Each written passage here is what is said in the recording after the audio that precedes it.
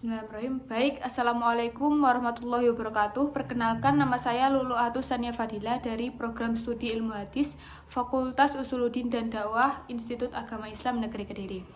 Pada mata kuliah studi software hadis, di sini saya akan memberikan contoh atau menjelaskan bagaimana cara mengoperasikan aplikasi Mausu'ah Al-Hadis Asy-Syarif.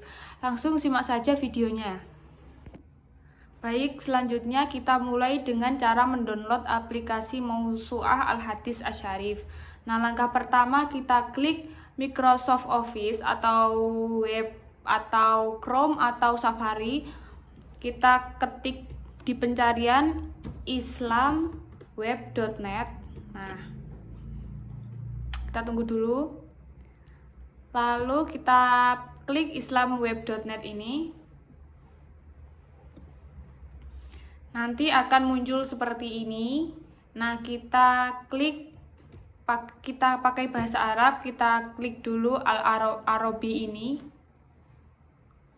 Nah, lalu setelah muncul, kita bisa melihat seperti ini. Nah, di sini terdapat banyak aplikasi-aplikasi yang direkomendasikan. Kita klik ini Mausu'at, karena kita akan mencari aplikasi Mausu'ah Al-Hadis Asy-Syarif. Kita klik Mausu'at. Nah, di sini terdapat aplikasi-aplikasi Mausu'ah. Kita cari aplikasi Mausu'ah Al-Hadis Asy-Syarif. Nah, ini yang nomor 3 yang paling bawah ini Al-Hadis Asy-Syarif, Mimzat Al-Hadis Asy-Syarif. Lalu kita klik tahmil, lalu akan muncul tanda panah seperti mendownload. Kita tunggu sampai aplikasinya terdownload. Lalu setelah terdownload, kita ekstrak, lalu kita install aplikasinya. Nah, seperti ini penampilannya mendownload. Nah, langsung saja ke tutorial pengaplikasian aplikasi Mausu'ah Al-Hadis Asy-Syarif. Setelah kita klik aplikasinya, kita buka aplikasinya, maka tampilannya akan muncul seperti ini. Mausu'ah Al-Hadis Asy-Syarif. Nah, di sini ada menu Al-Maroji. Al-Maroji ini adalah kumpulan kitab-kitab yang disediakan oleh aplikasi Mausu'ah Al-Hadis Asy-Syarif. Nah, di sini kitabnya sangat banyak dan lengkap. Ini sangat bisa kita untuk mencari hadis-hadis yang kita butuhkan. Kita bisa mencari kitab sesuai nama kitabnya seperti Audul Ma'bud, Tuhfatul Ahwadhi, Sahih Bukhari, Sahih Muslim. Kita bisa ketik di sini.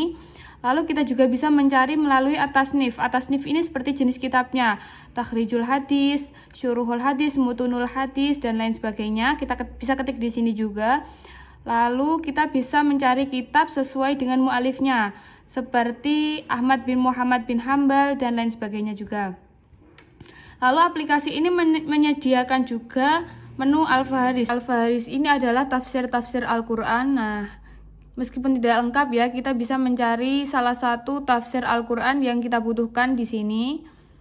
Nah, lanjut, di sini ada fitur pencarian berdasarkan teks. Kita bisa mencari hadis atau tafsir berdasarkan teks. Kita ketik teksnya di sini, lalu kita juga bisa mencari melalui tema. Jadi nggak harus dengan nama kitab atau tasnif atau mu'alifnya, kita bisa mencari melalui teks dan tema. Lalu di sini ada menu Ta'liqat Al-Mustakhdim. Ini adalah catatan untuk kita. Ketika kita menemukan sesuatu yang penting, kita bisa catat di sini agar selanjutnya ketika kita buka aplikasi ini tidak hilang. Nah, di sini ada bintang. Bintang ini untuk pesan kita yang kita anggap penting. Nanti kita bisa bintangi agar kita kalau membuka lagi itu nggak bingung mencarinya. Lalu di sini ada fitur setting. Kita bisa men-setting aplikasi ini sesuai yang kita butuhkan. Lanjut, sebagai contoh, kita ketik kitab Sahih Al-Bukhari. Nah, setelah kita klik kitab Sahih Al-Bukhari, maka akan muncul tampilan seperti ini.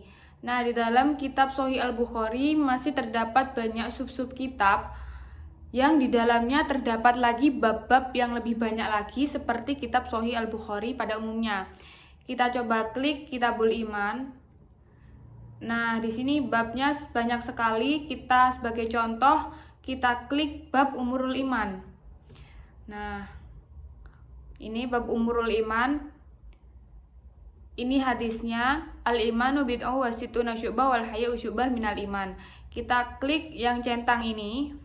Ini adalah penjelasan mengenai hadis tersebut. Di sini ada fitur al-ayat. Al-ayat berarti ayat yang mengandung atau berkaitan atau setema dengan hadis tersebut.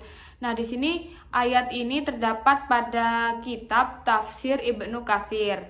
Nah, lalu fitur selanjutnya ada at-takhrij. At-takhrij ini adalah fitur hadis-hadis yang berkaitan atau hadis-hadis yang setema tetapi ada di hadis lain, tetapi ada di kitab lain. Seperti ini, contohnya kitab Sahih Muslim, bab iman, nomor 35. Nah, ini hadisnya.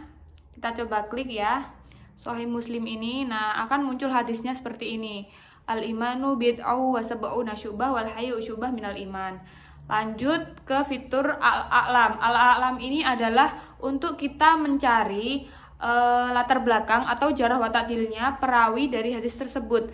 Kita bisa klik dari setiap perawinya, akan muncul tulisan merah ini.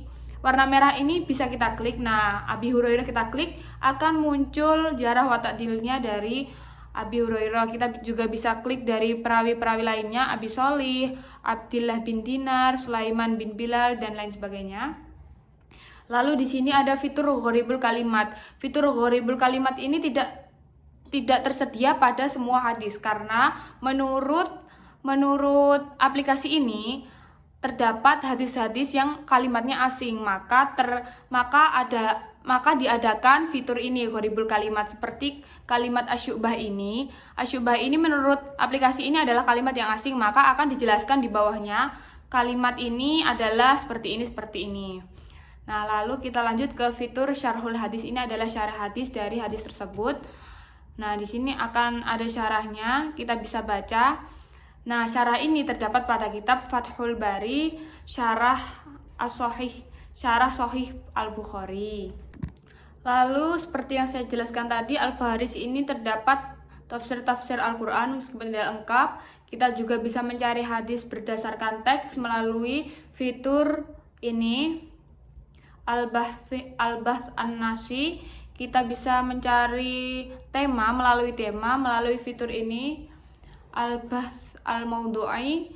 Lalu kita bisa mencatat catatan pengguna, yaitu catatan kita di Ta'liqat Al-Mustakhdim ini. Kita juga bisa membintangi kalimat-kalimat atau hadis-hadis yang kita anggap penting di Al-Mufaddalat ini. Lalu kita bisa mengatur aplikasi ini sesuai dengan apa yang kita inginkan di fitur ini, pengaturan atau setting ini.